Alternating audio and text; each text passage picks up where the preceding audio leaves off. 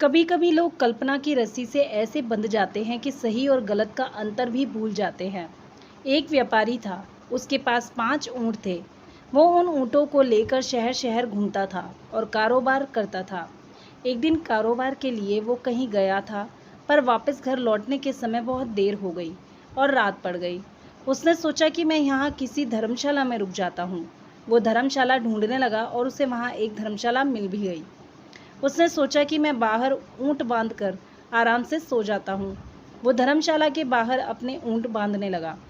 4 ऊँटों को उसने बांध लिया, लेकिन जब वो 5वां ऊँट बांधने गया तब उसने देखा कि रस्सी अब खत्म हो गई है। तभी वहाँ से एक तपस्वी निकल रहे थे। उन्होंने व्यापारी को परेशान देखकर उससे पूछा कि आपको क्या परेशानी है। उस व्यापारी ने कहा कि मुझे धर्मशाला के अंदर जाकर आराम करना है, लेकिन इस 5वें ऊँट को बांधने के लिए मेरे पास रस्सी नहीं है। उस तपस्वी ने जब व्यापारी की समस्या सुनी तब वो हंसने लगे और कहा कि जैसे आपने इन 4 ऊँटों को बांधा है, वैसे ही आप ये 5वें ऊँट को भी बांध दो। तपस्वी की बात सुनकर व्यापारी हैरानी के साथ बोला, लेकिन रस्सी ही तो खत्म हो गई है। तपस्वी ने कहा, मैंने कब कहा कि तुम इसे रस्सी से बांधो? तुम इस 5वें ऊँट को कल्पना की रस्सी से भी तो बांध सकते हो।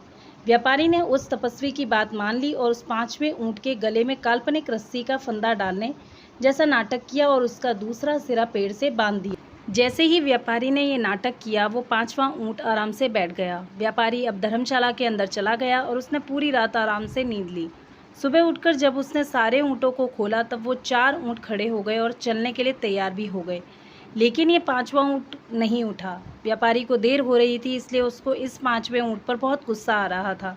वो उसे मारने लगा, लेकिन फिर भी वो 5वां ऊँट उठने के लिए तैयार ही नहीं था। इतने में वहाँ वो तपस्वी आ गए। ऊँट को ऐसे मारते हुए देखकर तपस्वी ने व्यापारी से कहा कि तुम बेचारे बेजुबान जानवर को क्यों मार रहे हो?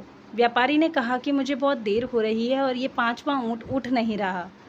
तपस्वी ने व्यापारी से कहा कि अरे भाई, कल तुमने इस ऊँट को बांधा था, आज तुम्हें इसे खोलना होगा। बिना खोले वो कैसे उठेगा? व्यापारी ने कहा, अरे मैंने इसे हकीकत में थोड़ी बांधा था, मैंने तो सिर्फ बांधने का नाटक किया था। तपस्वी ने कहा, कल जैसे तुमने बांधने का नाटक किया था, वैसे ही आज तुम खोलने का नाटक करो। उस तपस्वी की बात सुनकर व्यापारी ने ऊँट खोलने का नाटक किया। ऊँट तुरंत खड़ा हो गया। सीख: कई लोग परंपराओं की रस्सियों से इतने बंधे होते हैं और सही गलत का अंतर भी भूल जाते हैं। तो दोस्तों, ये कहानी आपको कैसी लगी कमेंट सेक्शन में ज़रूर बताना। वीडियो को लाइक और चैनल को सब्सक्राइब करना ना भूलना। धन्यवाद।